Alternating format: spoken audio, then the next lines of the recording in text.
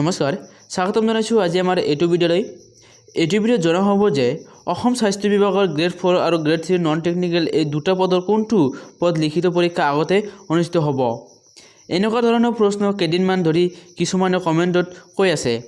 আৰু আজি এইটো ভিডিঅ'ৰ জৰিয়তে মই আপোনালোক সকলোকে কম সময়ৰ ভিতৰতে এই প্ৰশ্নৰ উত্তৰকেইটা দিবলৈ চেষ্টা কৰিম আহক আমি ভিডিঅ'টো চাই লওঁ আৰু যিসকলে এই চেনেলত প্ৰথমবাৰ আহিছে সেইসকলে চেনেলটো সাবস্ক্ৰাইব কৰি ৰাখিব আৰু পাছত থকা বেল আইকনটো বজাই দিব আহক আমি ভিডিঅ'টো ভালদৰে চাই লওঁ ভিডিঅ'ৰ আৰম্ভণিতে আপোনালোকক জনাই দিছোঁ যেহেতু স্বাস্থ্য বিভাগৰ ফালৰ পৰা বৰ্তমানলৈকে গ্ৰেড 3 নন টেকনিক্যাল আৰু গ্ৰেড 4 এই দুটা পদৰ কোনটো পদৰ লিখিত পৰীক্ষা আগতে অনুষ্ঠিত হ'ব তাক লৈ কোনো ধৰণৰ অফিচিয়েল নোটিছ বা আপডেট অহা নাই কিন্তু এতিয়া যদি আমাৰ স্বাস্থ্য বিভাগৰ ফালৰ পৰা অহা আগৰ আপডেটসমূহ চাওঁ যেহেতু আপোনালোকে যদি পাহৰিছে মই আপোনালোকক মনত কৰি দি আছোঁ যে স্বাস্থ্য বিভাগৰ গ্ৰেড 4 যিটো পদ আছে ইয়াৰ লিখিত পৰীক্ষাসমূহ 3 বাৰলৈকে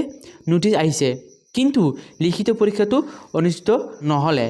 বিভিন্ন কাৰণত লিখিত পৰীক্ষাটো পষ্টপন কৰিছিলে এতিয়া যদি আমি আগৰ আপডেটসমূহ চাওঁ আৰু এতিয়া মই ভাবো আপোনালোকৰ যেটো গ্ৰেড 4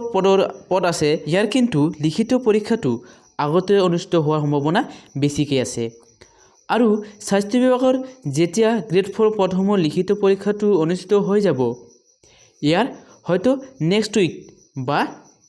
7 দিনৰ পিছতে আপোনালোকৰ গ্ৰেড 3 নন টেকনিক্যাল পদসমূহ লিখিত পৰীক্ষাটো অনুষ্ঠিত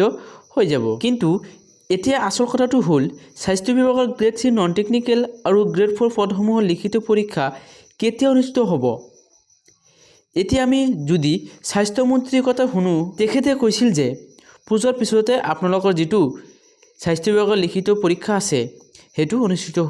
হৈ যাব আৰু তেওঁ কৈছিলে 1.5 মাহৰ ভিতৰতে লিখিত পৰীক্ষাটো অনুষ্ঠিত হৈ যাব সেই হিচাপত আপোনালোকৰ লিখিত পৰীক্ষাটো জানুৱাৰী মাহত হোৱাৰ সম্ভাৱনা বহুতেই বেছি আছে লিখিত পৰীক্ষা অনুষ্ঠিত হোৱাৰ 10 দিনৰ বা 12 দিনৰ আগতে আপোনালোকৰ এডমিট কাৰ্ডটো ডাউনলোড কৰিব পাৰিব আৰু যেতিয়া